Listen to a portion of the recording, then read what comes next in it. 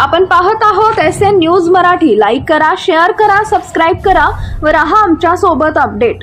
शेतकरी कामगार पक्षाचा कुठेतरी पराभव होतो. मग साधी ग्रामपंचायत असू द्या, अगदी छोटे मोठे एखाद्या निवडणुकीत सुद्धा, तसंच नगरपालिकेला काही आपल्या चुकांमुळे म्हणा, कार्यकर्त्यांच्या किंवा आपल्या निर्णयामुळे झालेला पराभव आहे. हा पराभव आपल्या तालुक्यातील शेतकरी कामगार पक्षाच्या कार्यकर्त्यांच्या मनाला लागलेला एक आजच्या बैठकीवरून आपल्याला दिसतंय. आणि येणाऱ्या काळामध्ये त्यांची आता विकासावर बोललं जाते. आपल्याला माहित आहे 5,000 कोटीचा निधी आणला, असं सातत्यानं बोलून खोटच बोललं जाते.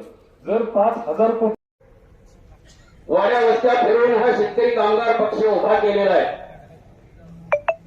सांगोल्यामध्ये ज्या वेळेला शेतकरी कामगार पक्षाचे मोर्चे असायचे, आंदोलन असायची, मेळावे असायचे, त्यावेळेला सांगोल्यामध्ये आल्यानंतर कार्यकर्त्यांना पिण्याचं पाणी सुद्धा मिळत नव्हतं.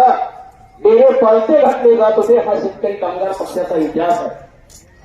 अशा परिस्थितीमध्ये शेतकरी कामगार पक्ष या ठिकाणी वाढवलेला आहे आणि गेली 65 वर्ष या तालुक्यामध्ये हा शेतकरी कामगार पक्ष अभिमानानं या ठिकाणी दौडतो आहे.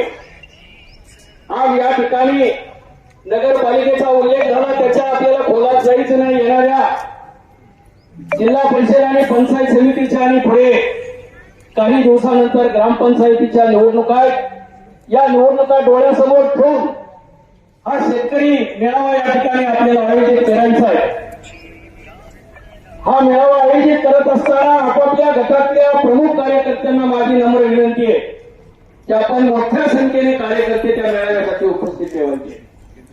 कारण या मेळाव्याचा